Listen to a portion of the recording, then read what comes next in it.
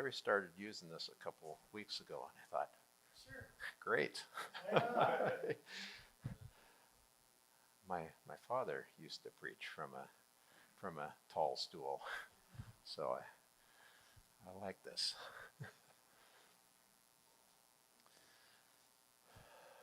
Well, we've been joking about the different parables and which one is more well known.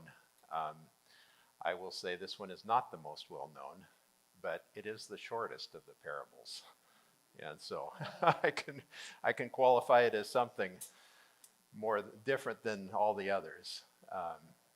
And interestingly, it's the only parable that is told twice in two different settings. All of the other parables are across Matthew, Mark, and Luke. Some of them are in 1, 2, or 3 of the Gospels, but this one is in 2 of the Gospels, and they're completely different settings and different people that he's talking to also. So let's get into it here. The parable of the lost sheep. This is one that a lot of us have heard and may have different ideas about. I want to kind of delve into what God is trying to tell us through this. Matthew 18, 12 through 14. Let's bring that up here. This is Jesus speaking. He says, "What do you think? If a man owns 100 sheep and one of them wanders away, will he not leave the 99 on the hills and go to look for the one that wandered off? And if he finds it, I tell you the truth, he is happier about that one sheep than about the 99 that did not wander off." The premise is pretty simple here.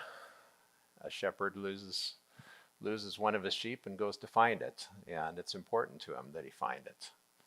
And Christ is trying to tell us something about the kingdom of heaven. Most of the parables start with the phrase, "the kingdom of heaven is like." We can put that in front of any of the parables. It's not in front of this one, but we can do that. The kingdom of heaven is like this. This is something God's trying to tell us.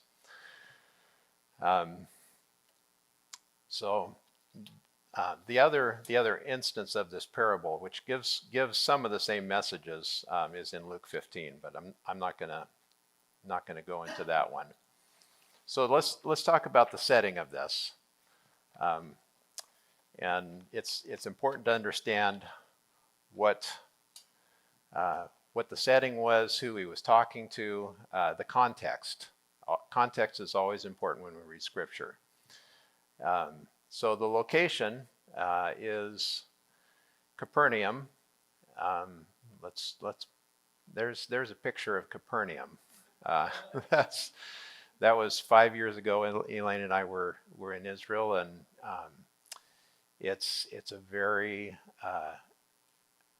pastoral, agrarian area.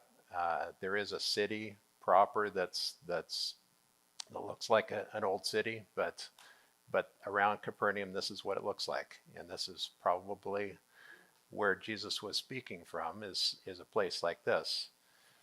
In fact, in the parable, he says, interestingly, if let's see, will he not leave the 99 on the hills and go look for the one that wandered off? These are the hills of Capernaum. So, yeah. So he's referencing where they're probably sitting at the time with his disciples. So Capernaum's on the northern edge of the Sea of Galilee, where a lot of Jesus' ministry happened, was around Galilee. Also, we'll get into this a little bit later, but this whole discussion starts at the end of chapter 17 and goes all the way through chapter 18. So this is all the same discussion with his disciples. So we can't separate this parable from the rest of the discussion, which we won't. We'll get into some of the other points of this. Like I said, the parable is directed towards his 12 disciples. this is, who is the parable directed towards? This is not to a large group of people, as far as we know. He did have more people that followed him that considered themselves disciples, but in this case, it seems that it was just his 12, and it was a close, personal setting. And we also need to understand that this is the time where Christ is winding down his ministry. He's probably just a few weeks away from death on the cross. He goes from Capernaum down to a couple other cities, but each one is getting closer and closer to Jerusalem. And so this moment is important to him, that he's speaking. And if you read all of the Gospels, as he gets closer to death, he becomes more and more clear with his disciples. He spoke a lot in mysteries throughout his ministry, and we have to unpack some of those mysteries. But as he gets closer and closer to the cross, he explains to his disciples that I'm going to die, I'm going to suffer. This is, and you're going to be scattered. I mean, he tells them boldly and directly exactly what's going to happen, and so we need to understand this is important stuff that he's telling his disciples.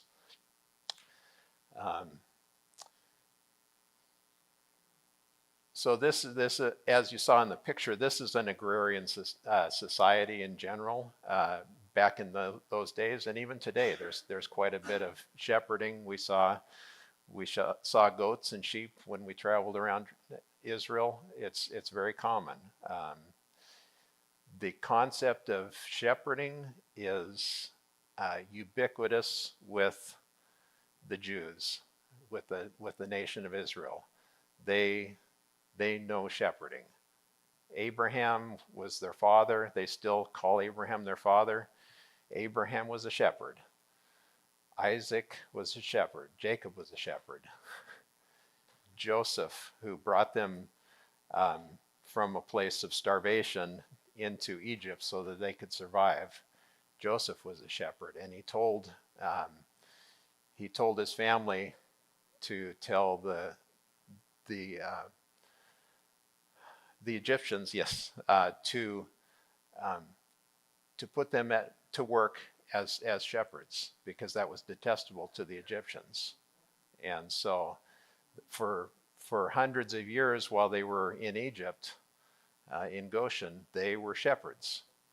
So this is what they did. David, their greatest king, was a shepherd. He came out of shepherding, and again, who were the first people that were told about the birth of Christ? It was the shepherds. Over and over again, we see this concept of shepherding as important to Christ and to the Jews. And so this is something they completely understood. And interestingly, my mother grew up in a shepherding family, so I grew up hearing about what it means to be a shepherd. And my three uncles all worked on the hills, like in Capernaum. I've been on those hills, and they shepherded. They would be off for 3 months at a time. It was not just a job. It was their life. Shepherding was their life, and it's. My mom says she would see her brothers come into town once every 3 to 6 months. Otherwise, they'd be up in the hills. That was their life, and so shepherding was a difficult job. Also, just a thought here that I had: 100 sheep versus 99 sheep. I'm not sure I could see the difference. The shepherd is paying attention to every one of his sheep. He's not just thinking, "Yep, they're all there." He's paying attention, and just like God pays attention to us, He cares about every single individual one of us. We're not We're not just part of a big crowd. Um, One of my earliest memories was sitting next to the sheep pen, and I think it was 2,500 sheep that they had, watching them all come in for the night. And it took probably half an hour for them all to come in. It was quite a sight. But I can't imagine keeping track of them all. But my uncles could, even 2,500. They could keep track of them all. And there was actually a neighbor that moved into town after my grandfather had started his shepherding in that area. There was a man that came into town and created a brand that was very similar to my grandpa's, and he would come and steal the sheep and add an extra line to it to make it his brand. And and he knew exactly when that happened. He could see it by just looking at the crowd of sheep. He didn't miss any of the sheep.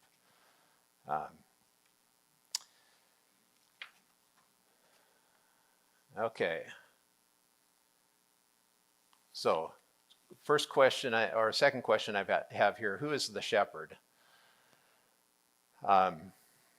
Most of us have a picture of something like this. This is a pretty common perception that we have of who the shepherd is. And we think of that as Christ, and that's appropriate. Christ says, "I am the good shepherd." That's an appropriate vision of what it is. If we grew up in Sunday school, we might have a more simple,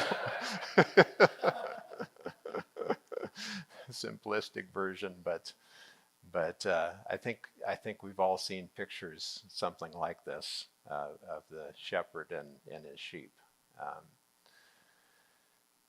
But in this particular instance, I don't want to parse this too far because Christ is God. But Jesus says at the end of this parable, he says, "My Father in heaven is not willing that any should be lost." And so he's talking about his Father in heaven. So who is the shepherd? God is. Jesus was God also. And I don't have the time to get into all of that, the Trinity, but suffice it to say that Jesus is doing the work of God, and Jesus himself said, "If you've seen me, you've seen the Father."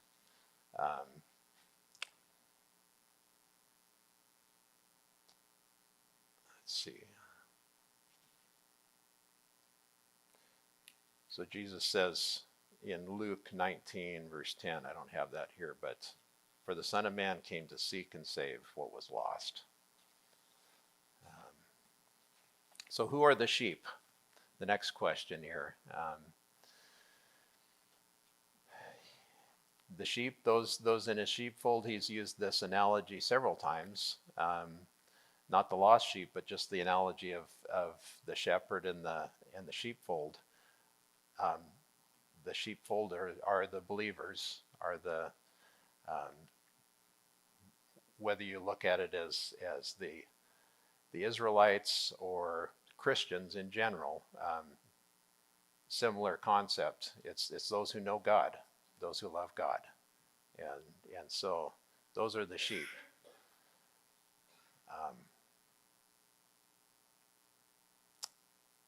So the important question I have, the next one here, is who is the lost sheep? And so I read you the two verses of the parable itself, but in most of your Bibles you'll see a section that includes 4 verses where it says the parable of the lost sheep. Verse 10 of Matthew 18 starts with, See that you do not look down on one of these little ones. For I tell you that they're angels in heaven always see the face of my Father in heaven. Children have angels in heaven that are facing God and taking care of the children. It's that important to God. We don't see a direct reference like that about us as adults, but we see that about children. And I don't want to get into all the different theologies about angels and what they can and can't do and all of that. That can get pretty weird sometimes. God has commanded his angels to watch over children. It says it right here. Their angels in heaven always see the face of my Father in heaven. If it's that important to God, it should be important to us. It should be that important to us. And God loves children. And we have to understand that. And then in verse 14, he says, in the same way, your Father in heaven is not willing that any of these little ones should be lost. Again, the answer is that Jesus is talking about children here. He's not talking about a general populace. He's talking about children, and he's making it very clear. So let's look at contrast here. Roman culture. Roman culture was not empathetic towards children at all. They didn't care. Children were a burden. They were something for profit. If you had a child and decided you didn't want it because it was because something was wrong with it, or whatever reason, you could leave it out with the trash. They didn't outright kill the children; they just left them to exposure, which is just terrible. I can't imagine. The father in a Roman household, there was a principle of, let's see if patria potestas was the principle, which literally means king of the house. The father was the king of the house, and whatever he said was the law, and the government did not interfere with that in Roman culture. So he could do whatever he wanted to with his children. He could sell them into slavery up to 3 times. Bizarre. So if they bought their way out of slavery, the only way you could get out of slavery was to buy your way out. If they bought their way out, he could turn around and sell them into slavery again. Just unimaginable if he didn't like a child for whatever reason. And in a worst case scenario, he could kill the child at any time.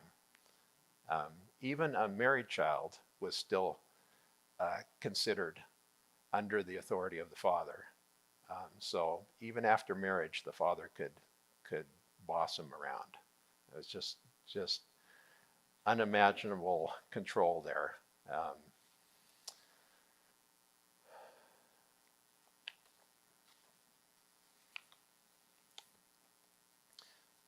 So like I say, that's the contrast to what Jesus is saying.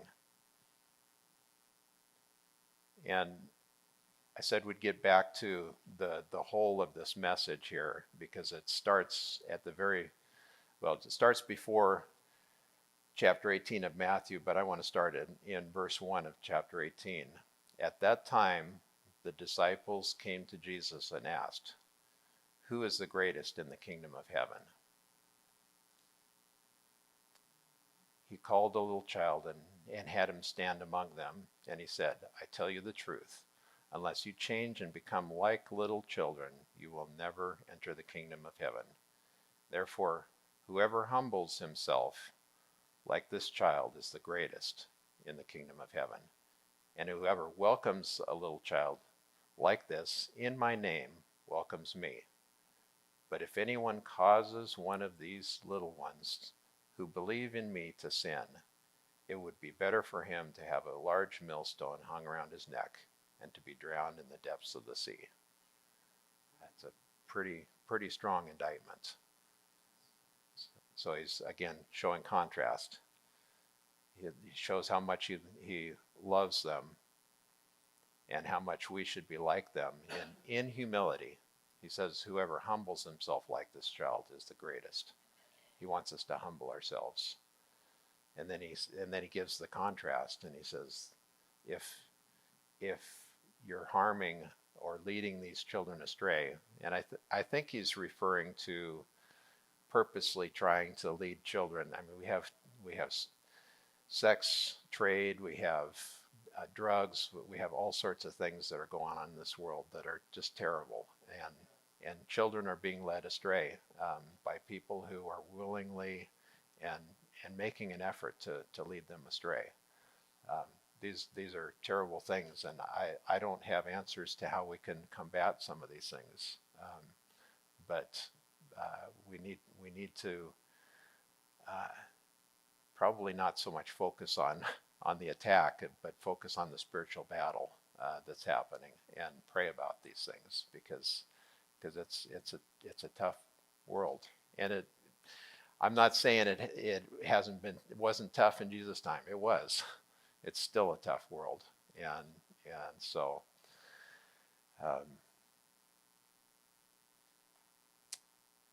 Jesus says, he says, I don't have it here on the scriptures, but he says these things have to happen.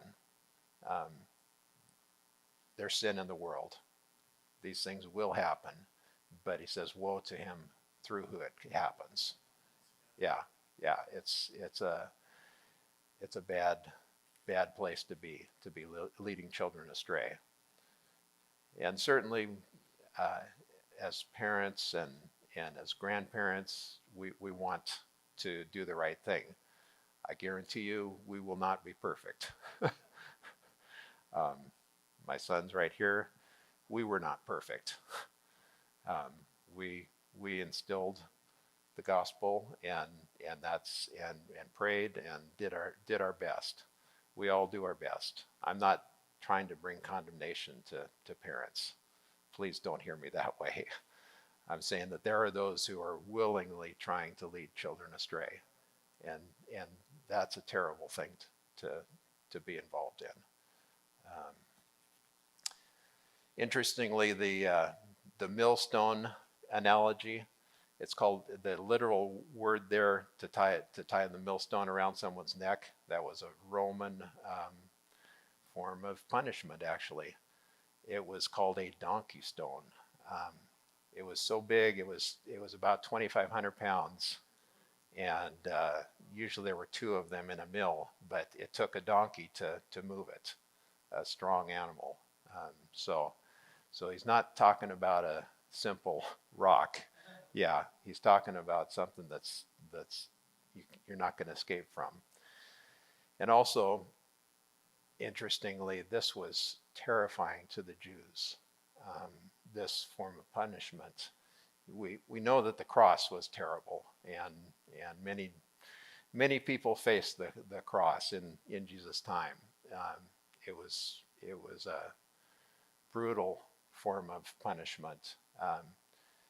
This was quicker and we would think more humane, but it was considered as bad as the cross to the Jews, because they believed if you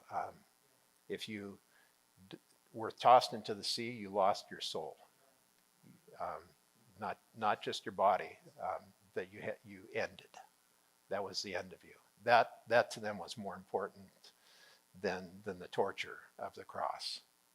They didn't want to lose their soul. So he's speaking to 12 Jewish men here, his disciples, and he's saying a pretty harsh thing. Now, obviously, Christ uses hyperbole when he talks about some of these things. He's not suggesting that anyone toss anyone into the sea. He's saying that's what they deserve. We know that the cross paid for our sins. And if we were punished for what we deserved, we'd probably all face death. And so we need to temper this with the fact that he's speaking hyperbole. He's speaking about what bad people deserve. So are we any better today? Are we any better than the Romans? I don't think so. Slavery today is higher than it's ever been, numerically. Now, percentage-wise, that's not quite true, but numerically, slavery is higher than it's ever been. And the forms of slavery are terrible. There's drugs involved. There's a sex trade involved. There's people who are conscripted into armies that don't want to be there. We're seeing some of the in some of these countries that are at war, these men are just treated terribly. In Africa, some of the civil wars and stuff that have gone on, it's little boys that are taken conscripted into war, and they don't know what they're doing, and it's just terrible.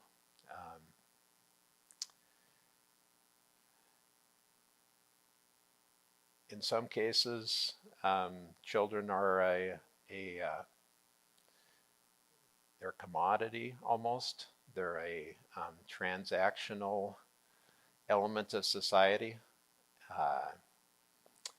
Right now in Japan and Korea, they're desperate for more kids because they're every family's having one or fewer children, and they can't sustain their culture that way.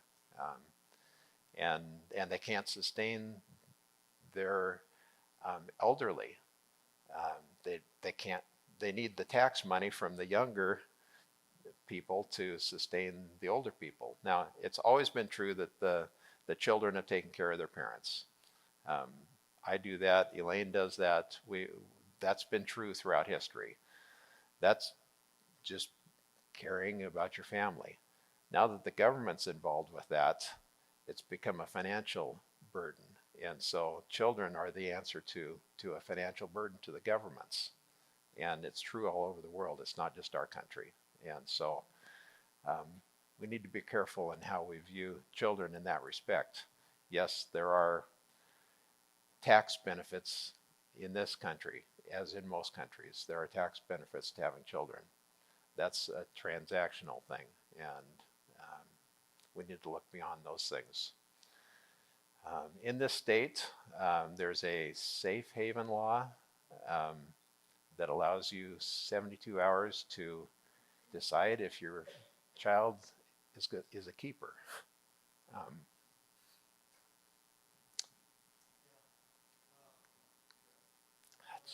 That's terrible.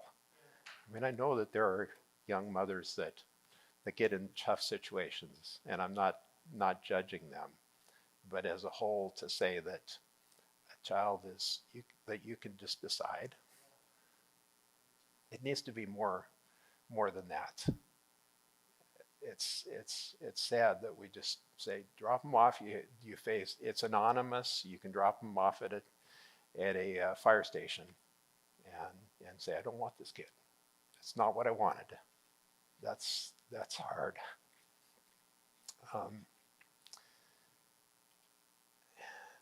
There are so many things with the internet that I'm not even going to get into, but our children are being targeted. And I just saw this week that our state is trying to pass a law that disallows social media to advertise to children between the hours of 10 p.m. and I think it was 5 in the morning and 8 a.m. to 3 p.m. There's two blocks of time where they're not allowed, which is basically when they're sleeping and when they're in school. They can't advertise. Otherwise, they can do it as much as they want. That seems a little goofy to me, but this advertising puts fear in kids' minds. They're telling them they're not good enough. They don't They don't look right. They, they're not acting right. They don't have the right stuff. They're not wearing the right clothes. I mean, most of our advertising is fear-based. There's some element of you're not good enough, and it puts kids down. They don't have the filters to be able to say, yes, I am. I'm good enough. I'm fine the way I am. They don't have those filters like we do. And so we need to be aware of those things. I don't know how we can stop it. It's pervasive in our government and or in our country, and the government's trying to do something about it. I don't think it's going to be effective. I think we as Christians need to approach it from a different view. Um,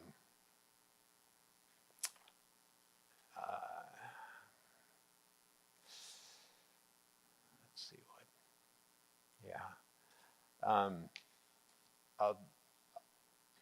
I'll just be blunt on this one. Marriage equality is what it's called. This is same-sex marriage. It's a strange term to me.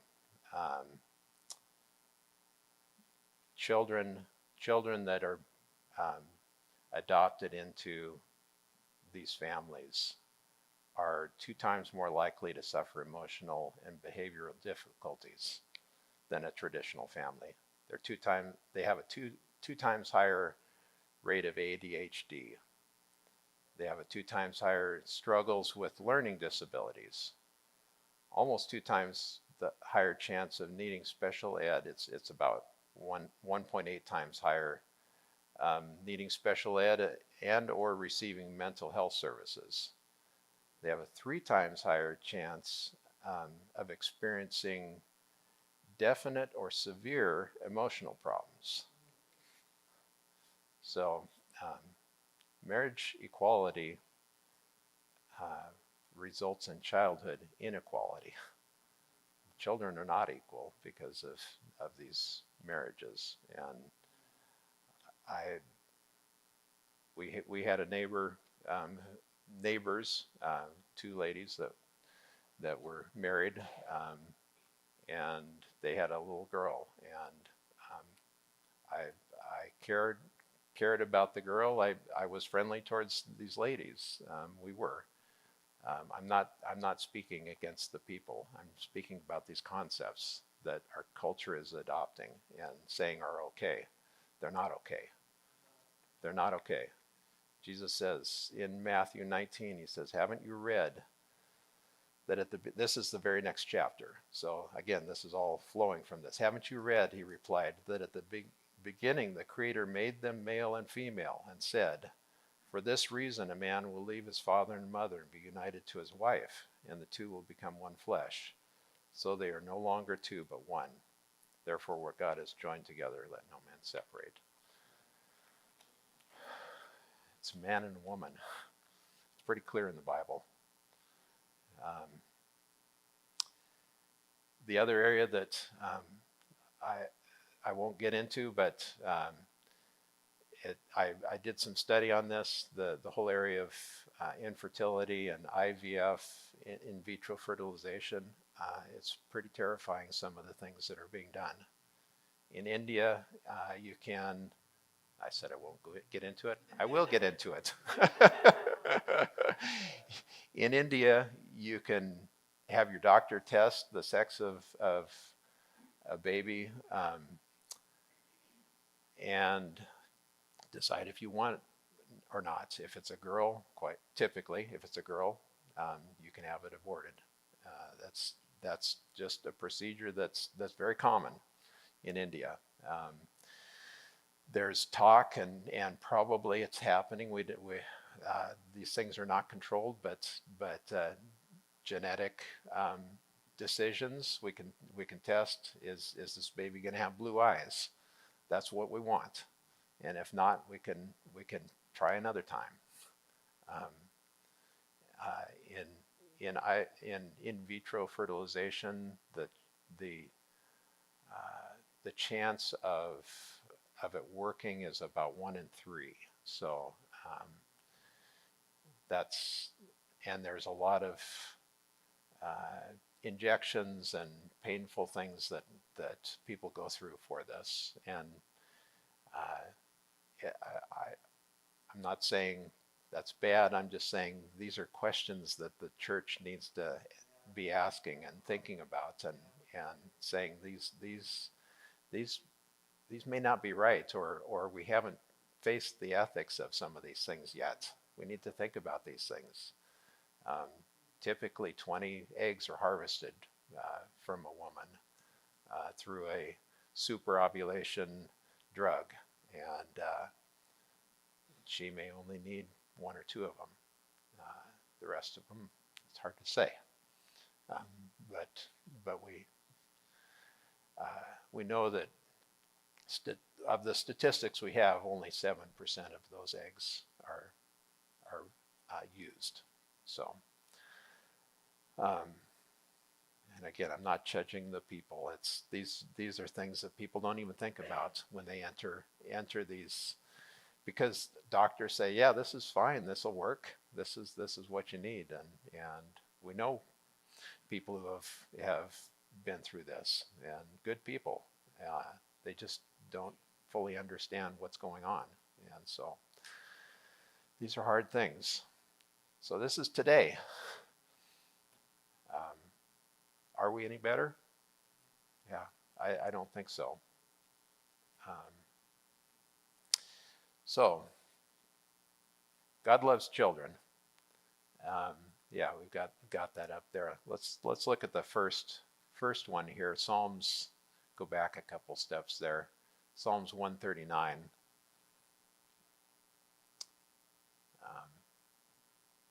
One more there. There we go. For you created my inmost being. You knit me together in my mother's womb. I praise you because I am fearfully and wonderfully made. Your works are wonderful. I know that full well.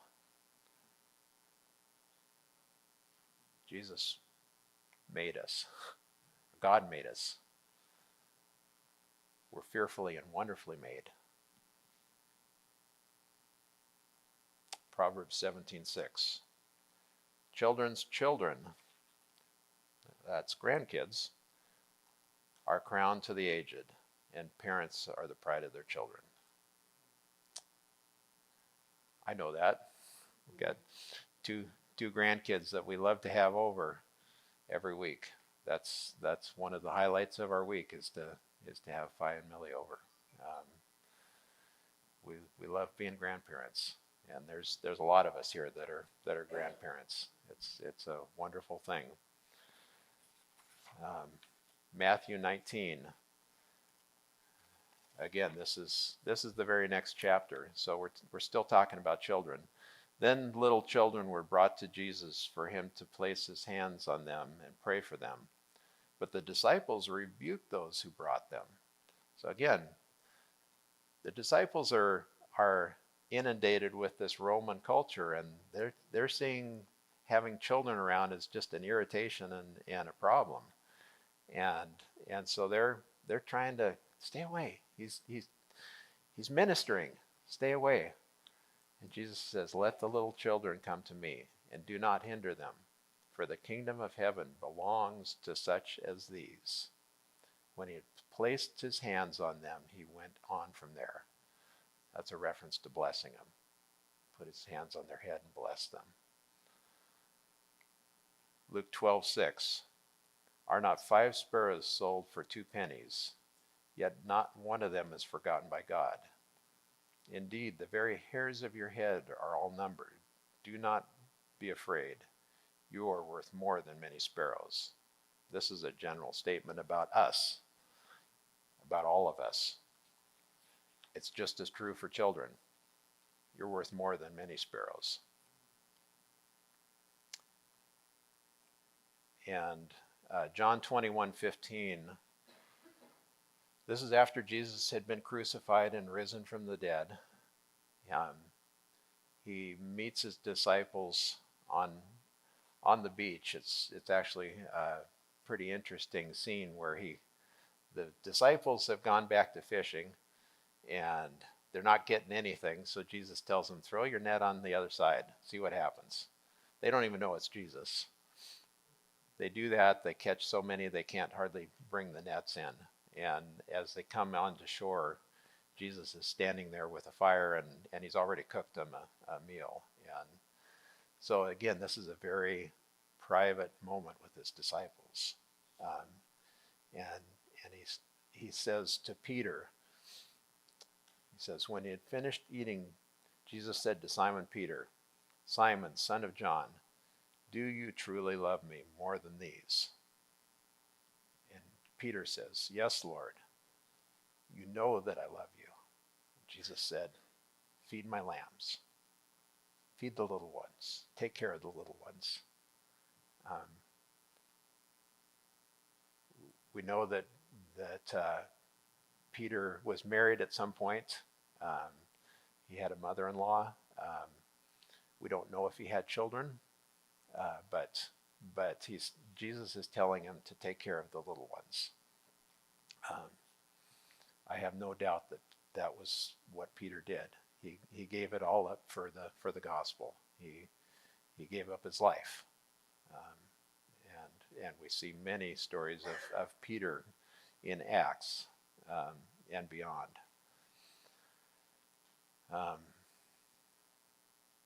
And then the miraculous, the signs that Jesus brought to children specifically. Again, he could have seen the children as not important, but he didn't. And he demonstrated this through miracles to children specifically. He raised, I'll just go through them quickly. He raised Jairus' daughter from death. He healed the Gentile woman's daughter of a demon. She was possessed by a demon, and he healed her. He healed the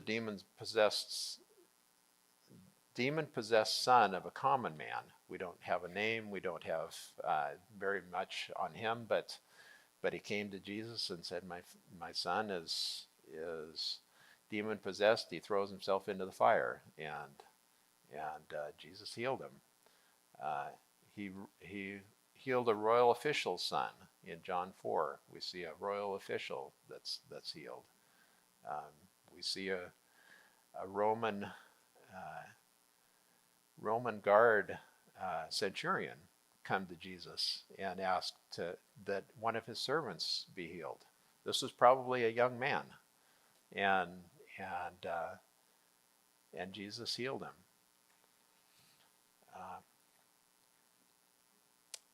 By doing this, he demonstrated that he cared for all children.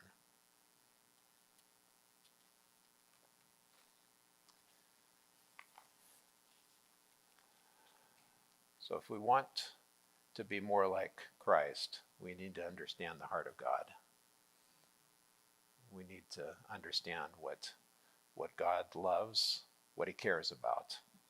And clearly he's saying here, and in many places, that he loves children. We need to love children. And I don't know that we can ever love children as much as God does, but we can ask for God's heart, and he can give that to us. And I know for myself, there are times where I get irritated with kids, and they're too loud, they're too much motion, whatever. There's things that we can get irritated about. We need to be careful. Kids are just kids. God loves them, and they're gonna do things that don't make sense to us. Their brains aren't fully developed. We need to change our attitude sometimes, and I'm speaking to myself here. We need to change our attitude towards children. Be kind to children when they're around. Think about ways you can be kind to them. Just speak a kind word. Be loving towards them. It's easy to ignore the children and to just watch them walk past us and not pay much attention to them. We need to be kind to them. Bless the children. Jesus laid his hands on them and blessed them. We can do exactly the same thing. We can bless the children. And that doesn't take anything. Just to say bless you or blessings on you. We can do that. Bless the parents of children. Parents need help. And we have parents of young children here. That it's tough. Parenting is tough. They need help. We can offer them a night out. We can give them a coupon for or money for going out to dinner, whatever. I mean, there's things that we can do to help these young families. Think about how we can bless the parents. And one of the things I didn't back up to change our attitude towards the children. Elaine and I went to a concert last night, which we were looking back. It's been 8 years since we've been to a concert. And so we don't do this very often up in Seattle. It was musical. And one of the guys was talking about his childhood at one point, and it was somewhat humorous what he was saying, but he said, in junior high, at the height of my self-esteem, he says, sarcastically, he says, I discovered I had ADHD, and my first thought was, am I broken?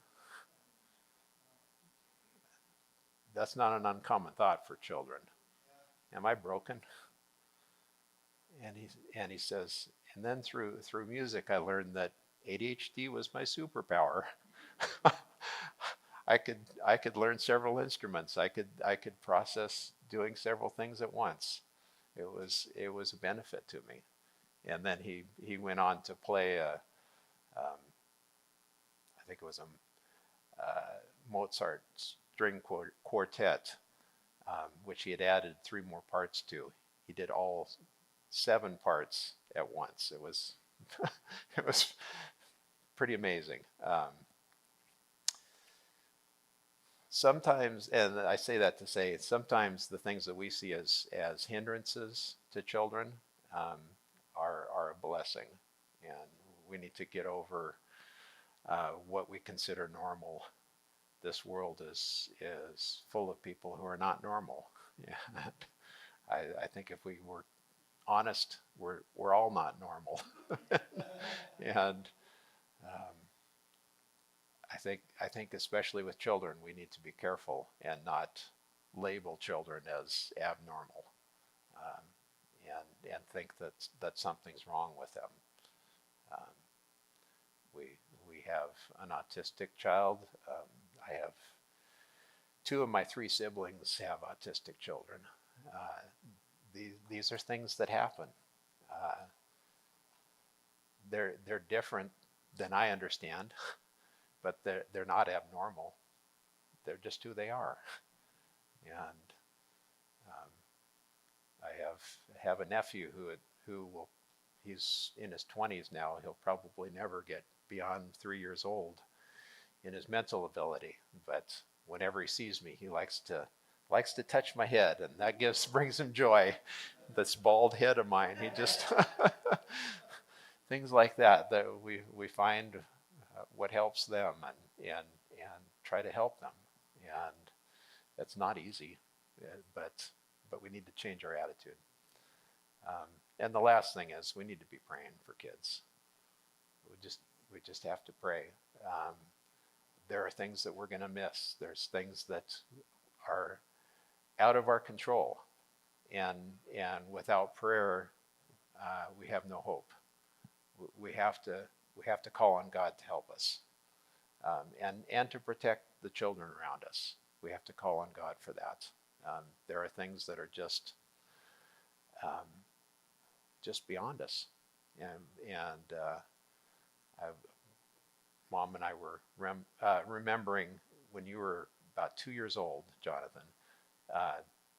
We had a halfway house right across the street from us, and we never taught Jonathan to be afraid of people. We never told him don't talk to people, don't talk to strangers. That